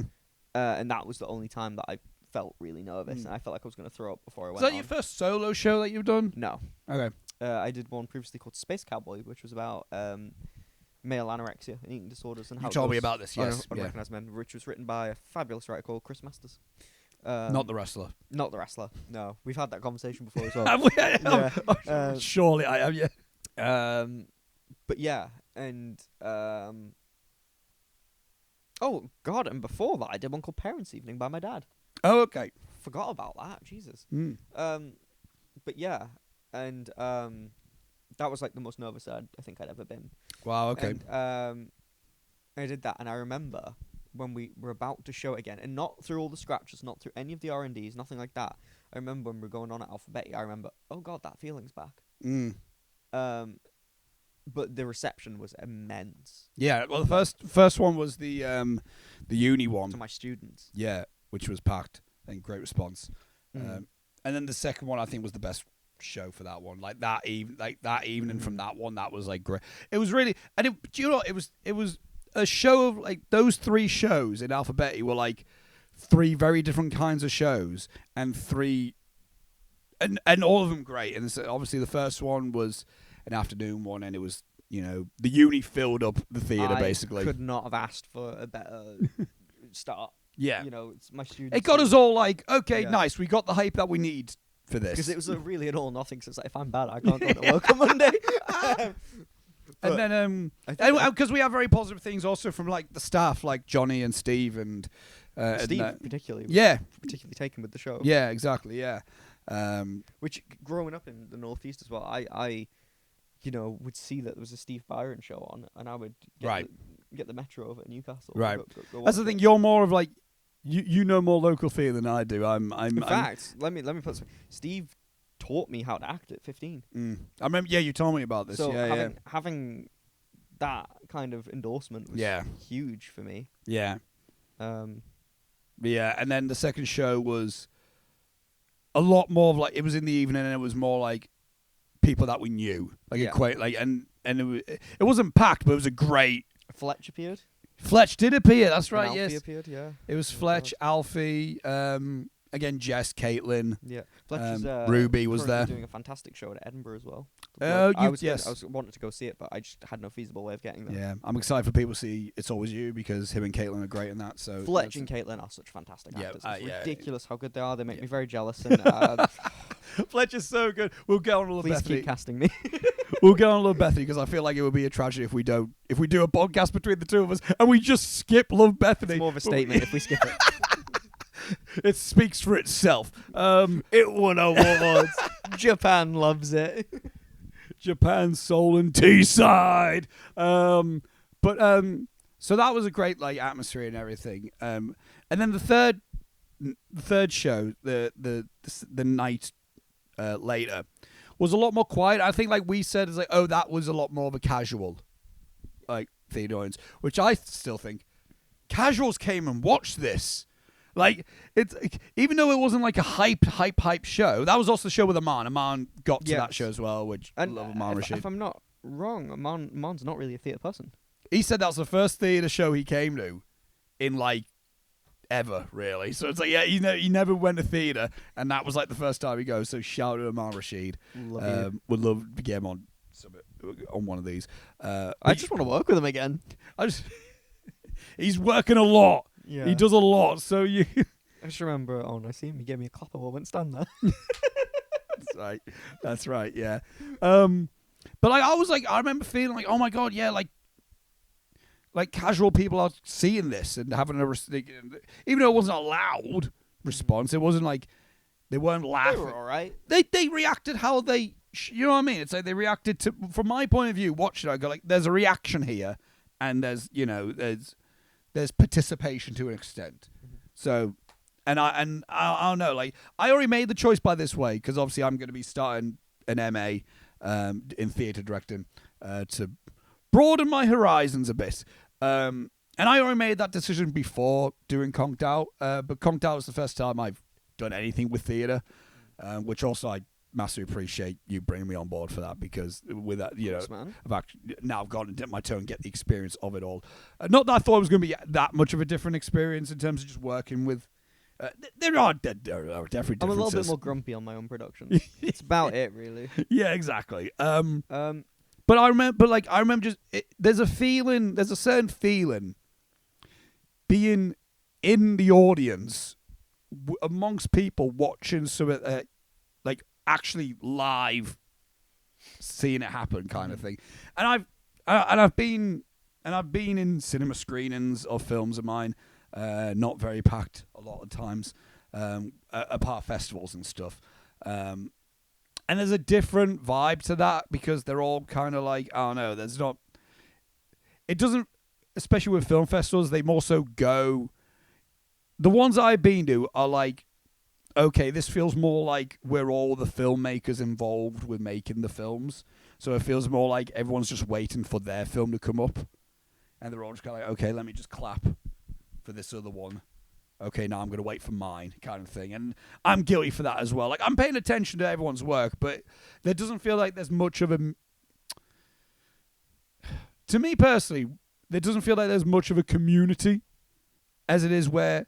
I don't know if it's just because I'm new to theatre compared to film, whereas, like, with theatre, everyone's come to watch this one specifically. Like, Conked Out wasn't surrounded by other, like, plays. Everyone came to Conked Out to watch Conked Out, and they're all like having, I don't know, there's just a reaction. Even though I wasn't on stage, you and Luke Luke and Hannah and Neve were the ones doing the hard work. I just had to pull a whistle every now and then. And you did it great. I did it great. I wasn't a performer, for example, but even still being a part of it, there's an energy to having a live production happening and everyone's seeing it. I don't know. There's a certain creative energy to it. I'm sure that's why, like, as an actor, that's what gets you go with that. For me, like, I adore acting, but clown especially, there's just such electricity. Like, you feel like a rock star. Yeah. So what, like, got you into clowning? So what was the clowning door? Well, before we do that, I just want to say, first of all, a huge shout out to Alpha Betty as well for taking that chance. Yeah, Alpha Betty, great theatre. They're currently going through, I think it's, I can't remember if it's 6 weeks or 6 months renovation. Right, yeah. So they're closing the doors for a little bit, but, like, I went to the last storyboard event just to say a huge thank you to them because they really did, like, take a huge chance on it. Well, they helped you, like, what was it? I saw, no, I did see a Conked Out. You did a scratch night. I did, yeah. About 2 years before? It's about 2023. Maybe a year before. Yeah. But it was fully because I did that scratch night with the wonderful people at Source Lab, and then they asked me, because they had an opening in the programming. Yeah. Would you like to fill the gap? We can give you some support. And I went, yeah, let's pull the trigger. Mm-hmm. Because I think a lot of the time, and I think we're both at fault for this, we let moments pass us by because we don't think we're ready. Yeah. So I went, nah, it's been 6 years for the show. Let's pull the trigger. So we did it. And it was great. But yeah, what got me into clowning was, God, I was such a serious actor. Like, I was so miserable all the goddamn time. Like, especially when you first met me. Yeah. Like, I was like, if I'm not suffering, I'm not acting. We were perfect. I mean, I think we've benefited from growing nicely together in different kinds of creatives. I think at the time we were perfect for each other in the way of, like, you were a moody, serious actor, and I'm like, I write moody, serious scripts. Yeah, I wanted to try getting a serious filmmaker at that point, because I thought, oh, serious filmmaking, and I was writing a lot of, like, self-reflective inner, like, trying to, like, get my, like, I was basically trying to, like, understand my own loneliness through script writing and filmmaking. I think loneliness is a big theme for it, because Conked Out's about loneliness. Yeah. I mean, RNQ has definitely got something in there. Yeah. With it. I don't know what frame by frame has a link with that. Frame by Frame has a link because we fucking love movies, man. I'm manifesting some podcast now. I sent you a reel the other day about someone making like a silent film with like practical effects, like with like wires and stuff like that. And it's reignite. I want to remake Frame by Frame or a silent film of some sort. I've said this to you many times. I love the idea of making a silent film proper. The only thing that's holding me back is like, fuck, I would want to do it on film if we're gonna do it. Like, I would love to shoot like black and white film. Okay, let me. We think that's definitely something to like. I think we could maybe make a 10-minute one. Yeah, like one of the old school like silent shorts. Like is it the Keen ones like Coney Island where it's just him messing around in swimming baths for like. Yeah, there's like the Chaplin Keystone era stuff. Yeah, like, we could maybe budget for that. There's definitely something there, I think. Yeah, but yeah. So I was very, very serious, and God bless him, Dr. Dave Edwards. I love that man. Love that man. I'm not sure if he would like to hear that, but I do love him. No, he has seen me through so many pivotal moments in my life. Yeah. Like, seen me go through like a lot of growth. And unfortunately, that means he's seen the worst bits of me as well as the best bits. And I remember he said to me, "What sort of roles do you want to play?" And I went, "I don't know. I've played all the ones I want to play." And he was like, "Shut up, Joe." And so he started casting me as like clowns, effectively. Was this in uni? Yeah. This is like very early in my first year. Okay. Because at this point I played like a Hamlet. I played a Mercutio. So you know, I played the big Shakespeare. The big boys. Yeah, and like he was like, so that's just it then. He's like, also, I don't see you as a Hamlet or a Mercutio really. So I think he might now, but back then he definitely didn't. Yeah. So he cast me as like the clowns. So I couldn't take myself so seriously, and then that kind of continued when we did our clowning module. Was that first in third year? Second year. Yeah, it's your third year was a solo show stuff. Correcting skills is your second year. Him and Johnny effectively tried to pull me out of this like I am serious and everything must suck. And then with my dissertation, I even looked at like how method acting is basically a crock of shit. And, you know, and how it's just actually an excuse for men to abuse their authority in the position that I think the idea of the method is interesting, but what it's became and what what even by the people who originated it, what they expanded into is a fucking nightmare. Psychophysical actions where it's at. Yeah. And even Meisner's getting a bit twisted now. Really? I find so. I need to go back and read a bit of Meisner. I've got it on my shelf. I'll lend it to you. I've got a book. Oh, do you? I've got it's down there somewhere. I will say one of my greatest joys is seeing upstairs, your acting book collection expand in your plays. Oh, the plays are like it's not just me, but it makes me happy. I remember when there was none on there, but yeah, and I remember them using clown to basically be like, look, Joe, you can be a very chaotic person at times. Harness that for good rather than just being moody and chaotic and you know. So I Smash Cut was doing the Bethany and the Muse, like the most like fucking like mentally like draining films possible. Yeah. But we were sillier on the set. Yes. Yeah. I mean, we've always had like some sort of silly energy. Yeah, I think, but I mean, that's how I prefer to work. Not necessarily being silly, but I like to get people on that I'm chill with and mates with, so we are just relaxed and just doing shit. Yeah. And then I remember when it came to the solo show, I was really, you know, I mean, this will lead in Love Bethany, but I'd left my long-term partner at the time. We've been together for quite a while at that point, I think. And I remember like something else wasn't right with me. I couldn't really put a name to what it was. I was acting weird, and I didn't, and I knew I wasn't being myself, and I couldn't figure it out. And I remember being told that I wanted to make a show about it, but I couldn't put it into words. Yeah. And they went, well, don't use words, use clown. Yeah. And I went, sick, can do. And I did. And I remember when I was researching for Conked Out, a certain quote by a master clown came up, which was, sell me your pleasure, not your pain. There's enough pain. Okay. There's enough pain in the world that you don't need to sell anymore. Sell me your pleasure, and that was by Philippe Gaulier, or who you call Phil Gooley. Big up. Rest in peace. Rest in peace. Legend. He's dead. So yeah, I then set the goal then there in my mind that I was going to go to École Philippe Gaulier in Étampes in France, and I did that at the start of 2025. Yeah. And I studied there. I had Philippe very little. because of his Can imagine. Yeah. declining health. But I had a fantastic time with Carlo, Dane, Yuri. I'm trying to see if there's anyone else. I've got Carlo, Dane, Yuri. Michiko, obviously, and I had a fantastic time. And again, as with Dr. Dave, I was a dick. I was not the best version of myself because I misunderstood what the vibe was, what was going on. Mm-hmm. But the beautiful thing was not my class, not my teachers. No one held it against me because they knew it was a place of, shedding old archetypes, evolving. Oh my God, they're all so kind and generous with their time and their sport and their patience. And, especially because at Carlo, I've seen multiple times since, he loves ribbing me. But when I went to last, I went, "You were nearly fun today. You were nearly a joy to be around." But yeah, and I think that evolution with me and Clown has been really good because it's pulled me away from being like the egotistical, self-centered, almost, I hate to say it, but self-harming artist. Yeah. You know what I mean? Yeah. Yeah, I mean, we've not... I mean, it's interesting. I need to remember, like, what we've actually released, what's been out, because we've... In terms of, like... There's, like, a good few things that, like, obviously the Muse is yet to come out. That's, like... Which, it's coming... It's over 3 years since we shot that thing, but it's better... My God, it's actually... We shot in May 2023. So it's been over 3 years. Wow, I think. okay. Yeah. When it comes out, which I'm not going to say anything. I hope it gets dogged. After all this, I hope people hate it. Bombs hard. Doesn't even get accepted into a film festival. You know what?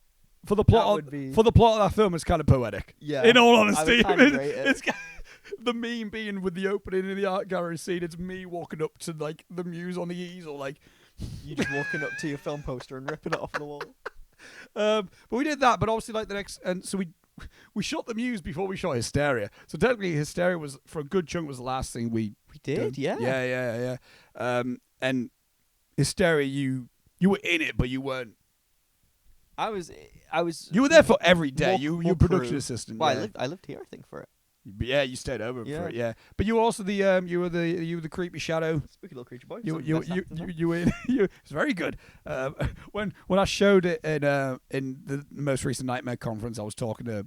Like Dave was saying to me, he was like, "You cast Joe as a runner," and I was like, he was, because Dave went like, I was waiting for him to turn up because I was like, I knew you would put him in somewhere, but I didn't know where he was going to be, and you cast him as a runner, and I used to run a lot back then. And then I went to him like he was also like the creepy, he was also like the shadow monster thing. Was of course he was. Oh yeah, little creature boy. That sums him up. Of course he was. Little crusty creature. One of my favorite things is like after that film was shown, the film ended. Dave walked out and went like. In front of everyone, by the way, when like, are you going to make a happy film, Oscar? Are you ever going to make a happy film, Oscar? Joey Siegel. Let's do it. I'm going to leave that. Joey Siegel silent film? No. Okay, yeah, no, I think... No, the bit about Joey's, we need to hear that fucking goal. We can't just have...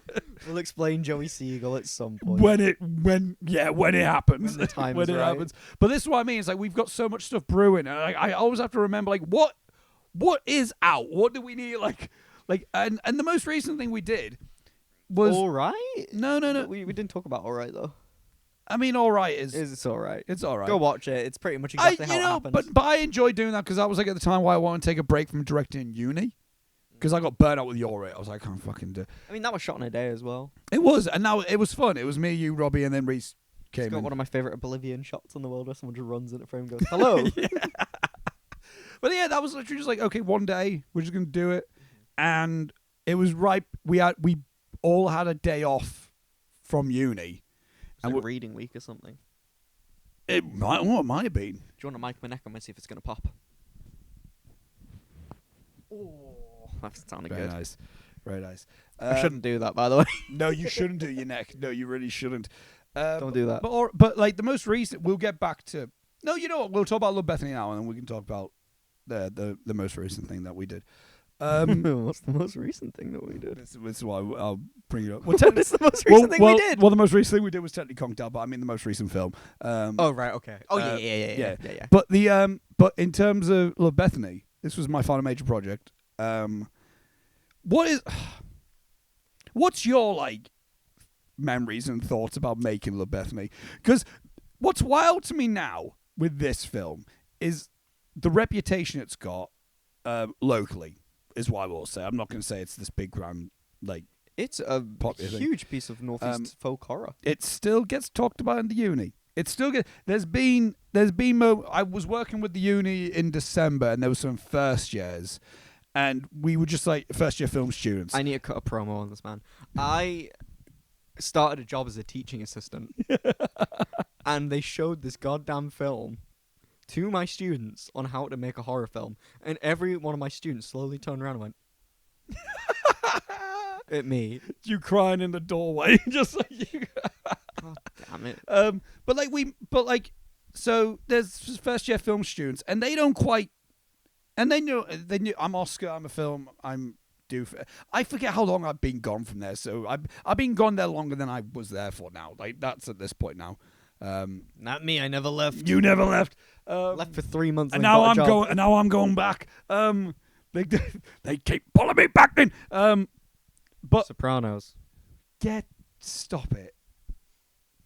You know that's wrong, and you know you did it to just annoy me. I love The Sopranos. I haven't seen it yet. But then someone went. This first year film student went to me. He's like, "Wait, did you do Love Bethany?" I went, "There's still." Like that's how I, I was like, "Wait, aren't you the guy who did Love Bethany?" He was like, "Oh my god, that yes." So it's still getting shown and talked about, and Old men scream at clouds. which is funny to me because obviously we're making it. We were just trying to make a good film, and it sounds bad in the sense of like, well, yeah, obviously it turned out good because we did everything from that film. We listened to feedback and stuff, but we can't just like we took some feedback. It was like, okay, cool, yeah, thank you. I'll add that bit. I don't need that bit. We'll stuck just to our guns a lot. We did. That was definitely a film where like we just kind of like we knew exactly what we wanted to do and how. There was a bit of something to me where I wanted to prove myself because obviously the Muse didn't get finished. You're It kind of fucking flopped, and It was not it. it was not it. And I kind of want to be like, fuck, I want to make a good film. Like I want to outright make a good film. And it wasn't until like the film was properly finished where I started feeling that. Yeah. I did a whole show while we were working on Love Bethany called Super Happy Amazing Burger Time. You did do that until as well. this moment I forgot existed. Yes, you did do that as well. It's all right. I didn't get a chance to ever. What would you say? Hear it, see it, hear it. Hear it.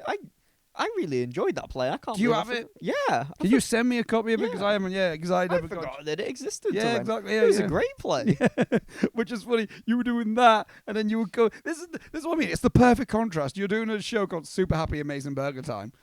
It was like drawn like a comic book and very bright colours all over the place. Smash cut to no colour. Yeah. Well, yeah, it was literally one of our rehearsals was I was teaching one of my actors how physically in a sound booth how to get attacked by a bear and make it sound like there was thrashing happening. Yeah. And then I was like, right, now I got to walk 40 minutes to the beach to go do a fight scene and have my head kicked in. What are some like memories from making Love Bethany that you look back at In any way? Again, I don't want to be these old men that talk about a film they did like No, but it's 4 years ago. But it's retrospectively But no, kind yeah. of thing. The first thing I remember was coming to your room, this room, when it was very different. Telly was there, I think. Yeah, that's about it actually. And then you let me read the script, and I go, okay, nice. You were the first person I sent the script to. You were the very first. And then I went, am I in this? And you went, we'll see. No, I think. Yeah, no, I did do that. Yeah, we'll see. And I went, great, cool. And then you were like, although I do need someone to do a test shoot with it because I want to test if this gimmick works because there was a coin. Yes, that's right. Yeah, it was the Carl Struess effect. Yeah. Yeah. It was also the coin flip for the yes and no because I was a clairvoyant. Oh yeah, you were clairvoyant at the time. Yeah. Which we just changed. Yeah. Which we changed, but it worked. It was an alright gimmick. That was a point by Dave again. Shouting out Dave Edwards. I think saying there was a lot of gimmicks in that film. Well, no, but he was saying to me, he was like, mate, he basically went, you want to do an A24 horror. So do an A24 horror because his point being like, if he already sees ghosts, that already tells us that like, oh, there are ghosts. But if he doesn't, you can play off the fact like, oh, is he or isn't he seeing ghosts? Yes. Or is it? I was like, oh, that's so much fucking better. Of course it is. Yeah. But we did all the practical effects, like the books flying off, because it was in this house. It was the books flying off the test shoot thing. Yeah. Yeah. Which also didn't work when we did the test shoot in the actual house with the books falling off. It just I'm didn't pretty work. sure we just launched the books. In which one? The actual shoot. No, we had like wire. Oh, okay. I thought the wire was this house. But then we saw the wire. You could still see the wire. Yeah. Yeah. One of the things that I remember the most, though, other than reading the casting comment, like, you've just written for me. Being like, he was like, I want exactly a 5'7" man with brown hair and a fringe and brown eyes. And I don't think I wrote that detailed. don't know my exact weight at the time. I don't think I did that. Looks good in a turtleneck. Like, listens to radio. he listens to Radiohead. It has the initials J and C. Yes, I'm looking for Jesus Christ. Everyone. Yeah. Who is a Jew? Jesus Christ. But yeah, we did a test shoot and we recorded it, like the test shoot of us doing this wanna that was really impressive. And looking back, it's still insane that we had a team following me, tracking me down the stairs, going to the front door. Then there was loads of stuff moved behind me, so that when I turned around, it looked different as I went into the living room to see Fletch.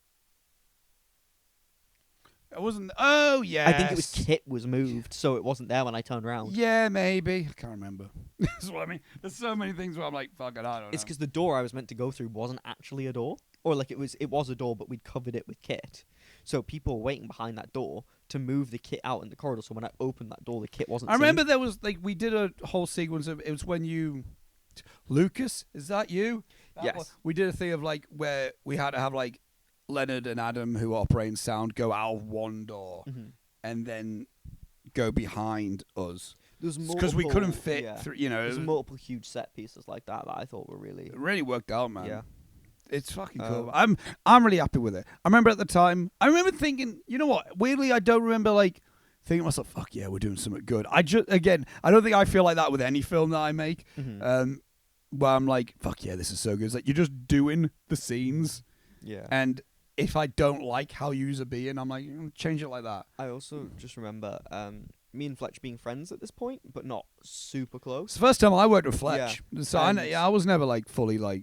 By the end of that film, and to this day, brothers for life. Yeah. Like, hey, man. Like, good casting. And God, the fight calls for that film. Yeah. Like, I think both of us were just like, yeah, we know exactly what it is. Because we knew that. We knew I had to be a wimp and not be able to fight. Do you remember when we were rehearsing the fight? Because we were like, right, let's like... I've got videos somewhere of like, we were rehearsing the back bump on the mattress because there was an air mattress. I remember missing the mattress once because it like slid out from under me when I landed. No, it's Fletch. You didn't fucking fall on the mattress. No, we do. We both fall. You don't. I get thrown to the floor. I caught you.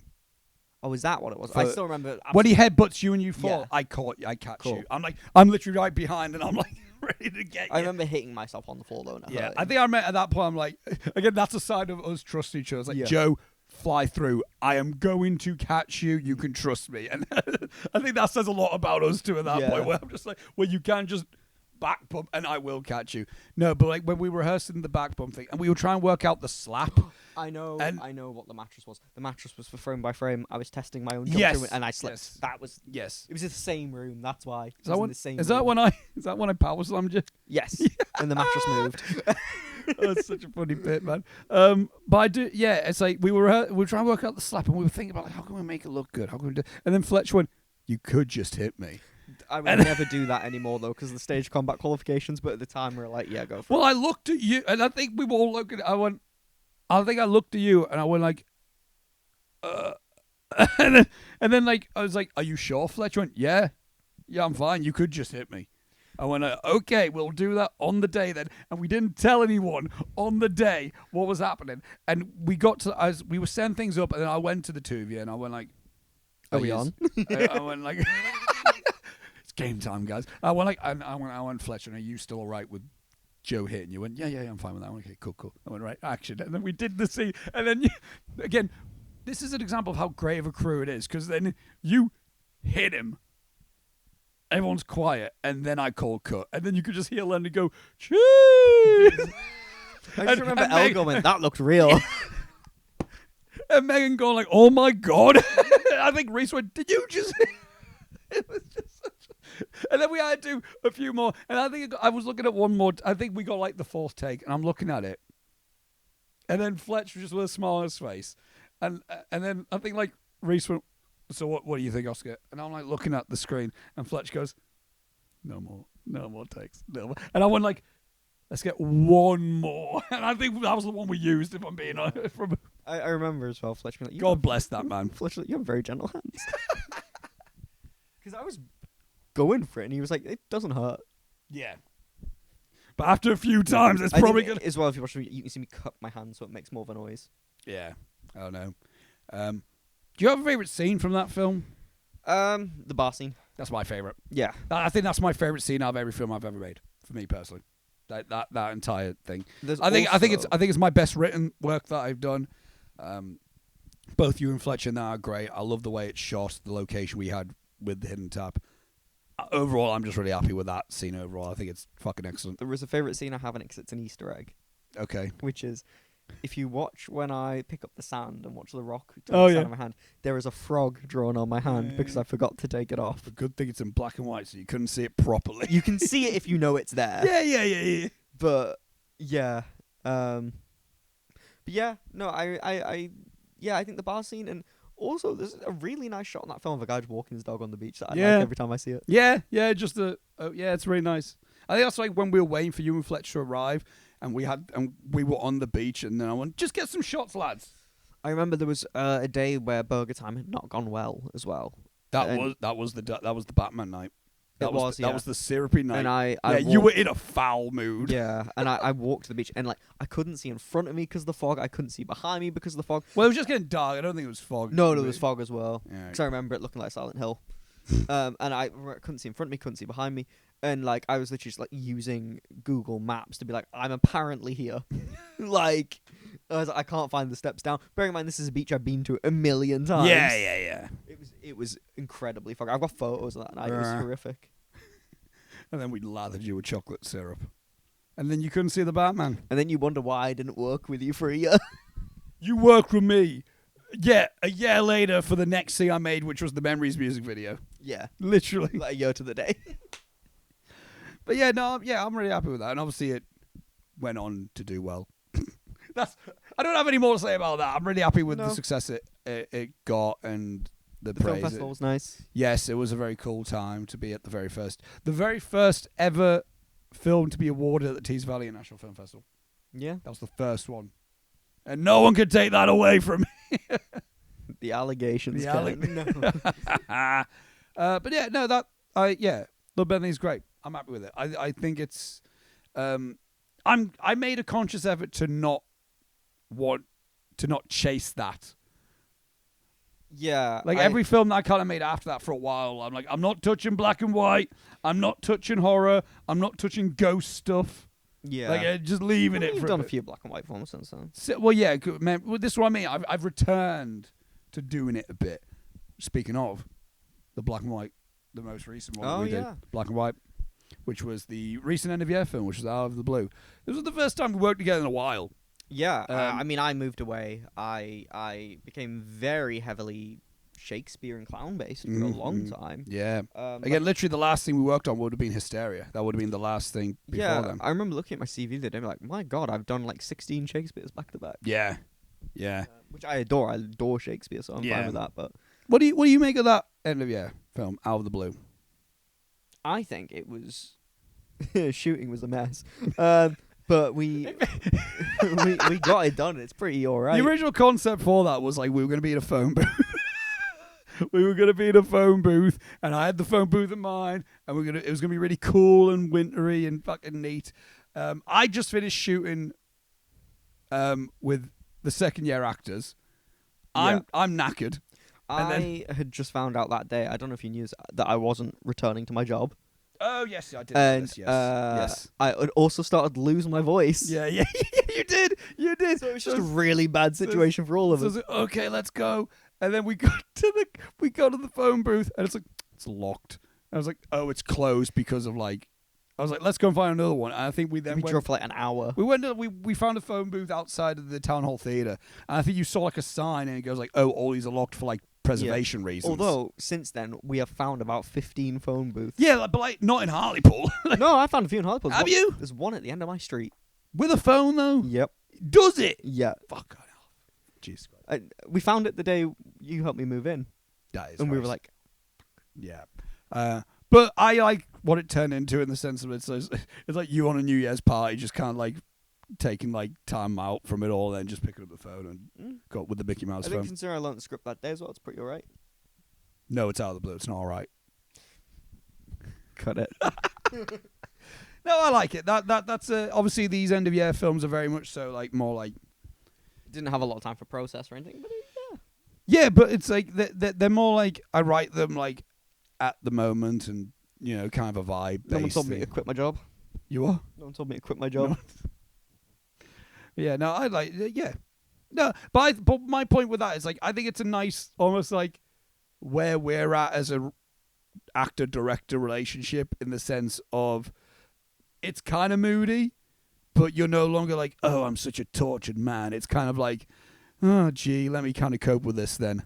You know, I think we're both outgrowing the like, we're moody, tortured artists, and let's do these really like needs to be serious. tears all the time. It's like let's just kind of like, yeah, shit sucks, but also we're kind of getting through it now. You know, I think I think that's a perfect like reflection of like that was also the first film I felt that my casting type had changed.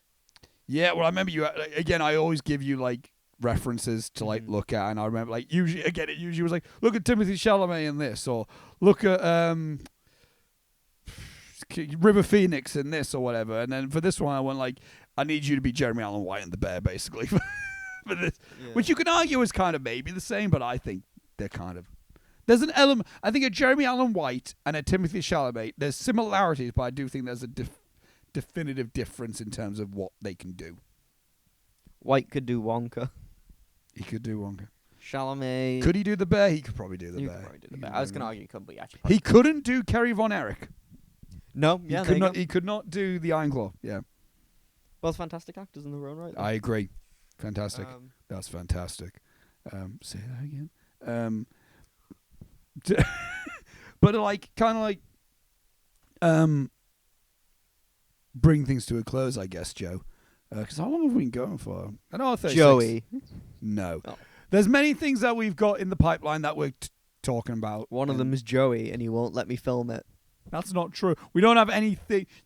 Joey's not in existence yet. We can't make Joey. You don't know that. You haven't seen my desk. We'll talk after. We'll talk after this.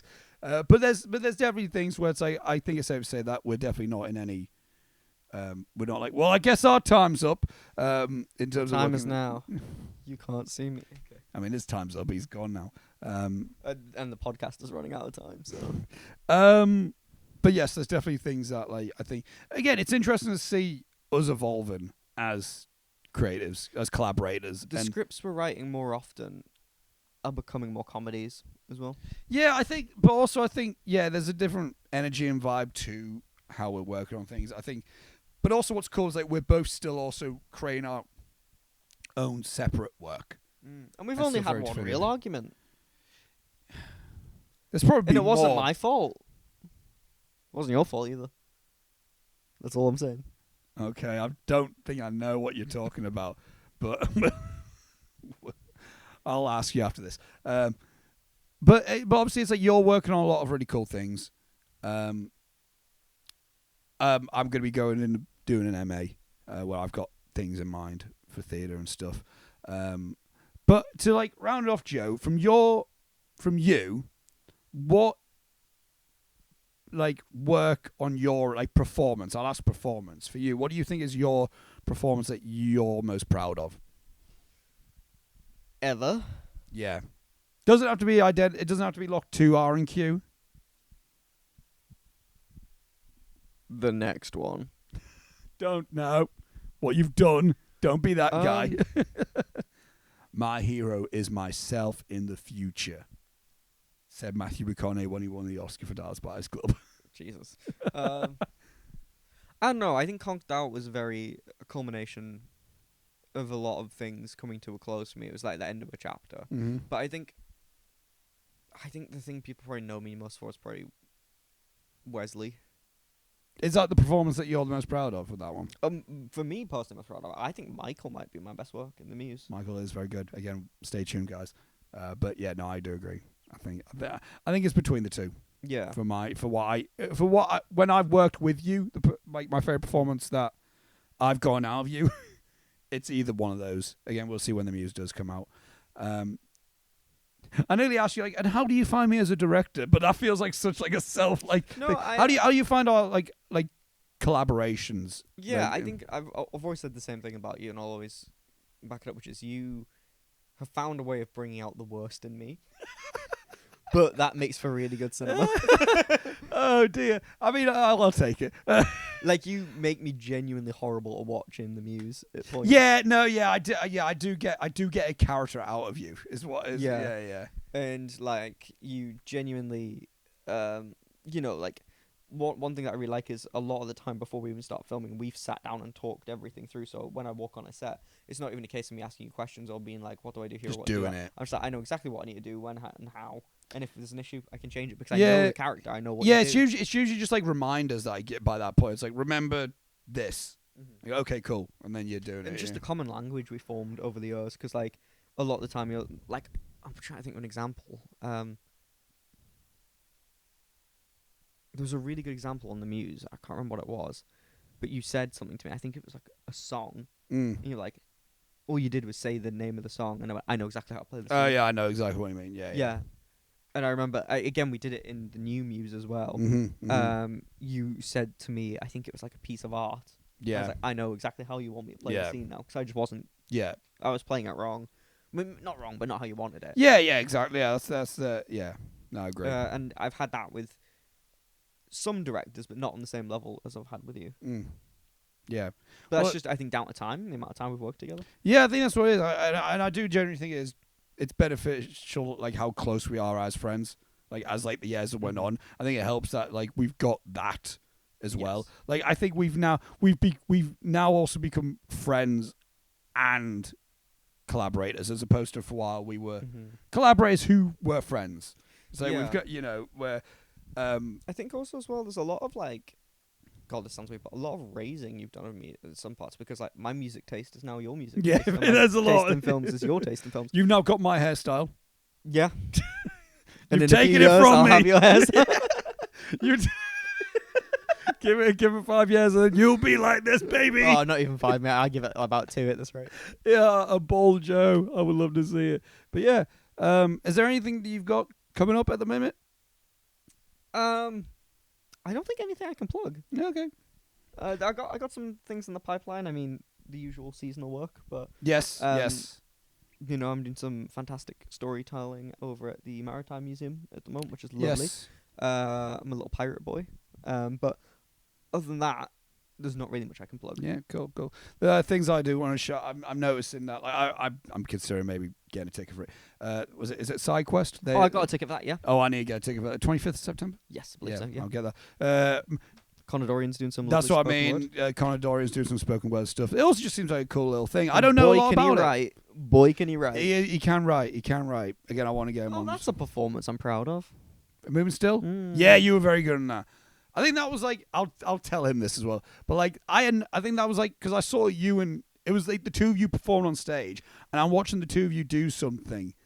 That's a very that I had no involvement in. So I feel like I was a lot more like removed from it, and that I could like objectively just watch you two act and be like, God, you two are fucking good, man. And I just felt really like almost like emotionally happy. I'm watching two people that I consider very close friends of mine doing something really cool together, and it's it's just really neat. It was a very Ebon and John Bernthal yes, performance. Honestly, it kind of was. It gave Gary. It gave Gary. Years before Gary was a thing. Yeah. It was really good. So yeah, I want to give that a go. I want to go to that. It's a side quest. I'll have my early links in the description probably for all that stuff. Is there anything else that's like? I'm not sure if there's anything else to plug with friends. I don't know. Hashtag Joey Siegel is coming soon. Please. I put a hashtag on it, mate. And I feel like such a boomer. And that's been this episode. Yeah!